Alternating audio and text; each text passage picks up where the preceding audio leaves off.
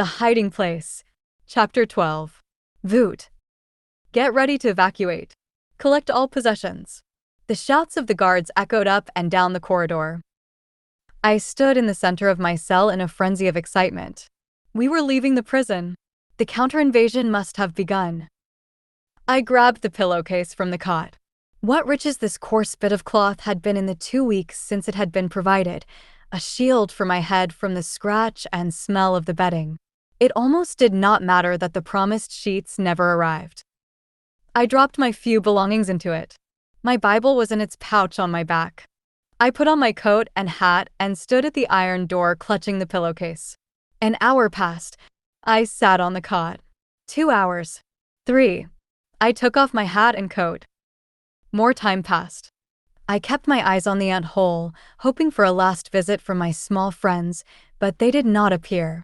I reached into the pillowcase, took one of the crackers, and crumbled it about the little crack. No ants. They were staying safely hidden. I pressed a finger to the tiny crevice. All at once there was a clanging out in the corridor. Doors scraped. Bolts banged. Out! Schnell, no talking. I snatched up my hat and coat. My door screeched open.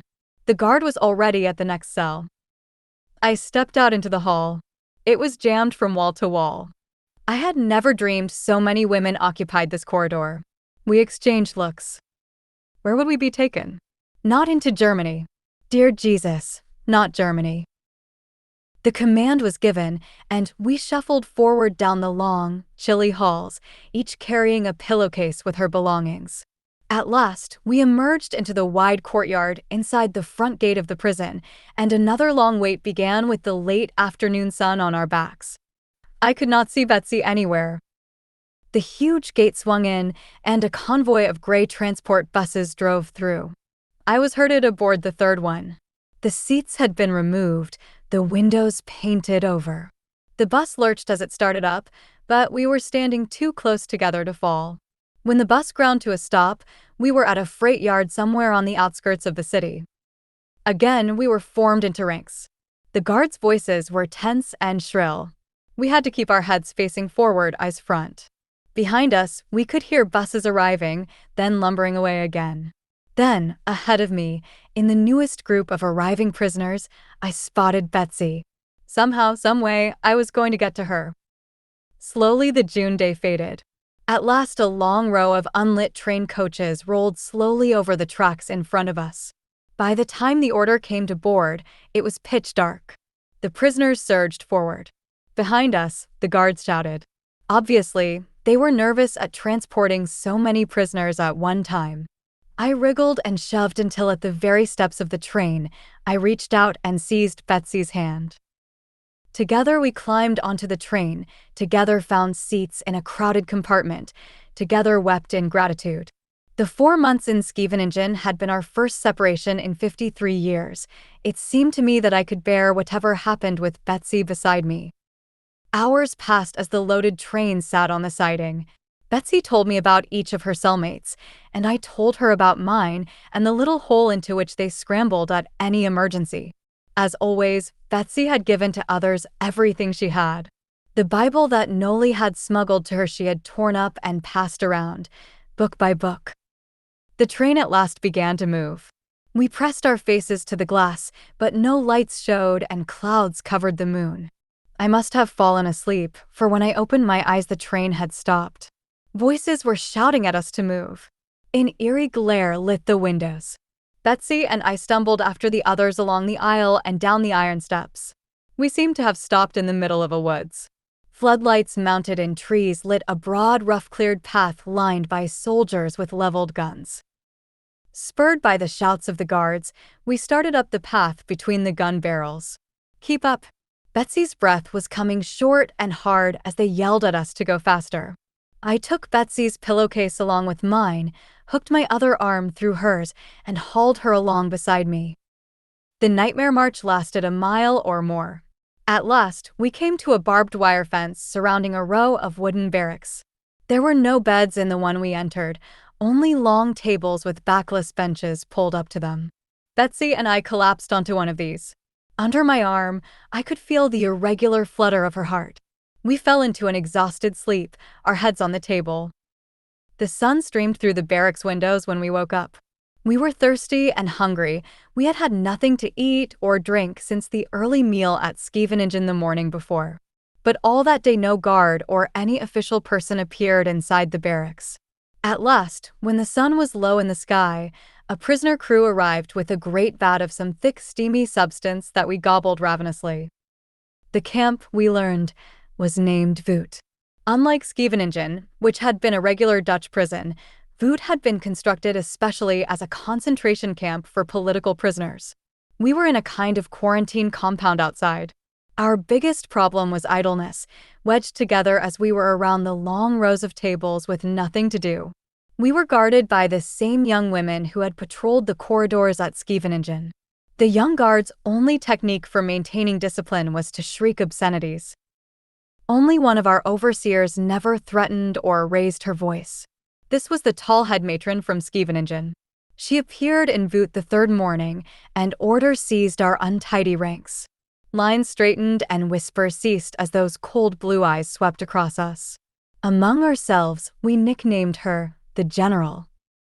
We had been in this outer camp at Vught almost 2 weeks when Betsy and I, along with a dozen others, were moved again.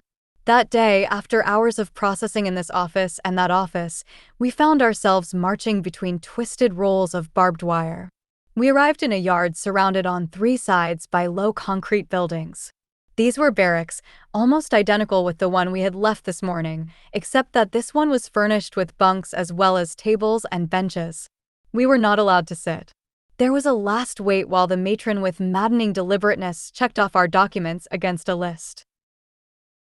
"Betsy," I wailed, "how long will it take?" "Perhaps a long, long time. But what better way could there be to spend our lives?" I turned to stare at her. "Whatever are you talking about?" "Corrie, if people can be taught to hate, they can be taught to love. We must find the way, you and I, no matter how long it takes." She went on, almost forgetting in her excitement to keep her voice to a whisper, while I slowly took in the fact that she was talking about our guards. I glanced at the matron seated at the desk ahead of us.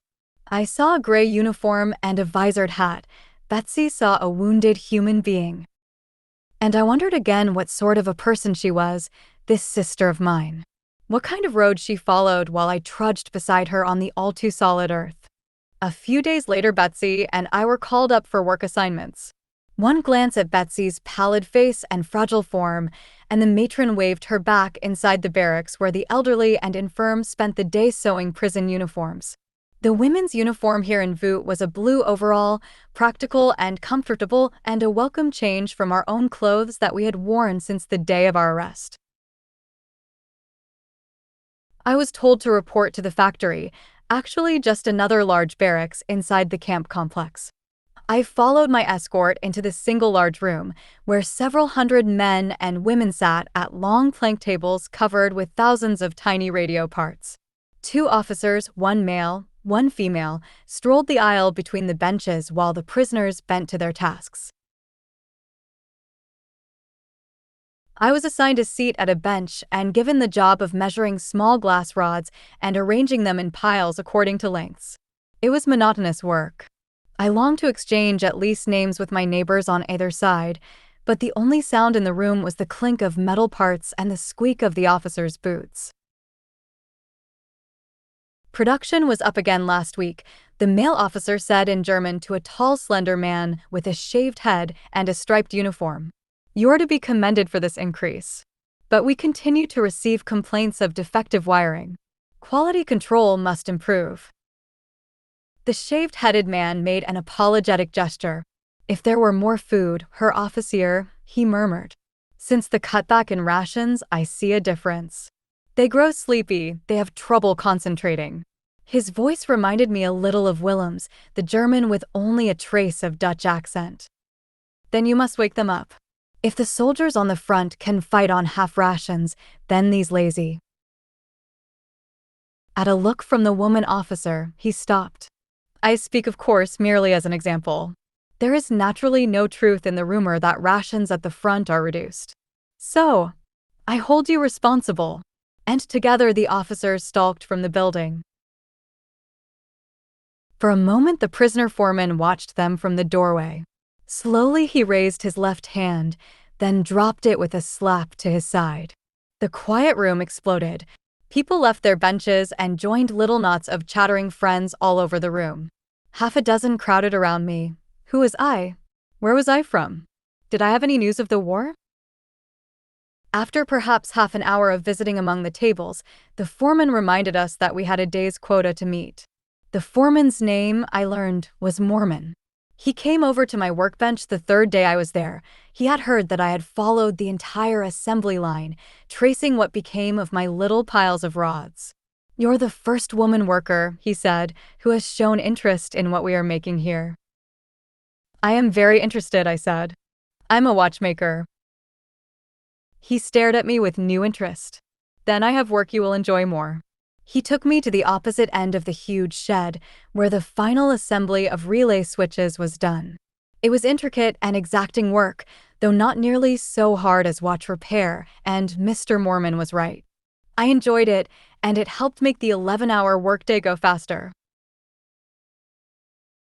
Not only to me but to all the workers, Mr. Mormon acted more as a kindly older brother than a crew boss. I would watch him moving among his hundreds of charges, counseling, encouraging, finding a simpler job for the weary, a harder one for the restless. He stopped frequently at my bench in the first weeks. Eventually, his eyes traveled to the row of relay switches in front of me. "Dear watch lady, can you not remember for whom you are working? These radios are for their fighter planes." And reaching across me, he would yank a wire from its housing or twist a tiny tube from an assembly. "Now solder them back wrong. And not so fast. You're over the day's quota and it's not yet noon." At lunchtime, prisoners on kitchen detail lugged in great buckets of gruel made of wheat and peas, tasteless but nourishing. Apparently, there had been a cutback in rations recently. Still, the food was better and more plentiful than at Scheveningen, where there had been no noonday meal at all. After eating, we were free for a blessed half hour to stroll about within the factory compound in the fresh air and the glorious sun. Most days I found a spot along the fence and stretched out on the warm ground to sleep. The days started with roll call at 5 a.m. Sweet summer smells came in the breezes. Sometimes I would dream that Corelle and I were walking hand in hand along a country lane. At 6 o'clock in the evening, there was another roll call. Then we marched back to our various sleeping barracks. Betsy always stood in the doorway of ours waiting for me. Each evening there was so much to tell one another. That Belgian boy and girl at the bench next to mine? This noon they became engaged. Mrs. Hirma, whose granddaughter was taken to Germany, today she let me pray with her. One day Betsy's news touched us directly. A lady was transferred to the sewing detail today. When I introduced myself, she said, "Another one." What did she mean? "Corrie, do you remember? The day we were arrested, a man came to the shop. You were sick and I had to wake you up." I remembered very well the strange roving eyes, the uneasiness in the pit of my stomach. He worked with the Gestapo from the first day of occupation. He reported this woman's 2 brothers for resistance work, and finally her and her husband, too. He came to Haarlem and teamed up with Willems and Kaptein. His name was Jan Vogel. Flames of fire seemed to leap around that name in my heart. I thought of Father's final hours alone in a hospital corridor, of the underground work so abruptly halted, and I knew that if Jan Vogel stood in front of me now, I could kill him. Betsy drew the little cloth bag from beneath her overalls and held it out to me, but I shook my head. Betsy kept the Bible during the day, since she had more chance to read and teach from it here than I did at the factory. In the evenings, we held a quiet prayer meeting for as many as could crowd around our bunk. "You lead the prayers tonight, Betsy. I have a headache." More than a headache. All of me ached with the violence of my feelings about the man who had done us so much harm. That night I did not sleep, and the next day at my bench I scarcely heard the conversation around me. By the end of the week, I had worked myself into such a sickness of body and spirit that Mr. Mormon stopped at my bench to ask if something were wrong. Wrong? Yes, something's wrong. I was only too eager to tell Mr. Mormon and all Holland how Jan Vogel had betrayed his country. What puzzled me was Betsy. She suffered everything I suffered, and yet she seemed to carry no rage. Betsy, I hissed one dark night when I knew that my restless tossing must be keeping her awake. 3 of us now shared this single cot, as the crowded camp daily received new arrivals. Betsy, don't you feel anything about Jan Vogel? Oh, yes, Corrie. Terribly. I felt for him ever since I knew, and pray for him whenever his name comes into my mind. How he must be suffering. For a long time, I lay silent. Once again, I had the feeling that this sister with whom I had spent all my life belonged somehow to another order of beings. Wasn't she telling me in her gentle way that I was as guilty as Jan Vogel? For I had murdered him with my heart and with my tongue. Lord Jesus, I whispered, I forgive Jan Vogel as I pray that you will forgive me. I have done him great damage. Bless him now and his family. That night, for the first time since our betrayer had a name, I slept deep and dreamlessly. The days in Vught were a baffling mixture of good and bad. Morning roll call was often cruelly long as we stood at attention until our backs ached and our legs cramped. But the summer air was warm and alive with birds as the day approached. Gradually, a pink and gold sunrise would light the sky as Betsy and I squeezed each other's hands in awe. At 5:30, we had black bread and bitter coffee and then marched off to the various work details. I looked forward to this hike to the factory. Part of the way, we walked beside a small woods. We also marched past a section of the men's camp, and many of our group strained to identify a husband or a son among the shaved heads and striped overalls. I was grateful to be again with people. But what I had not realized in solitary confinement was that to have companions meant to have their griefs as well. We all suffered with the women whose men were in this camp. The discipline in the male section was much harsher than in the women's, and executions were frequent. Almost every day, gunshots would send the anguished whispers flying. Yet in spite of sorrow and anxiety, and no one in that place was without both, there was laughter, too, in the factory when guards were not around. An impersonation of the blustering second lieutenant. A game of blind man's bluff. A song passed in rounds from bench to bench. During the long, hot afternoons, talk died down as each one sat alone with his or her own thoughts. I scratched on the side of the table the number of days until September 1st. I had heard a chance remark that 6 months was the usual prison term for ration card offenders. If that were the charge, and if they included the time served at Scheveningen, September 1st would be our release date. Corrie, Betsy warned, we don't know. I had the feeling, almost, that to Betsy it did not matter. I looked at her, sitting on our cot in the last moments before lights out, sewing up a split seam in my overalls as she had so often sat mending under the lamplight in the dining room.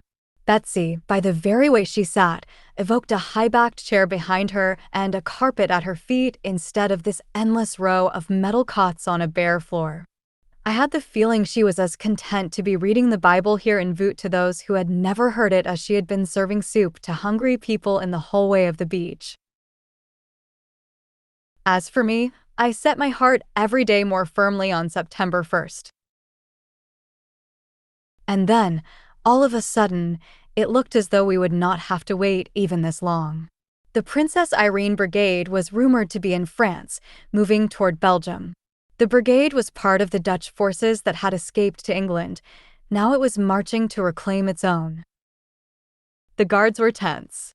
The sound of the firing squad was heard more and more often. Rumor was all we lived on as we waited out the days. Women who had stayed away from the whispered prayer service around our cot now crowded close. September 1st came and went. Several days later, we awoke to the sound of distant explosions. Long before the roll call whistle, the entire barracks was up and milling about in the dark between the cots. Was it bombs? Artillery fire? Everyone's mind turned homeward. Everyone talked of what she would do first. At the factory, Mr. Mormon tried to calm us. "Those aren't bombs," he said, "and certainly not guns. That's demolition work. Germans. They're probably blowing up bridges. It means they expect an attack, but it might not come for weeks." But as the blasts came closer, nothing could keep down hope. Now they were so near they hurt our ears. "Drop your lower jaw," Mr. Mormon called out. "Keep your mouth open and save your eardrums." After lunch, the order came to return to dormitories. With sudden urgency, women embraced husbands and sweethearts who worked beside them at the factory. Betsy was waiting for me outside our barracks. "Corrie, has the brigade come? Are we free?" "I don't know." "Oh, Betsy, why am I so frightened?" The loudspeaker in the men's camp was sounding the signal for roll call. No order was given us, and we drifted about aimlessly, listening.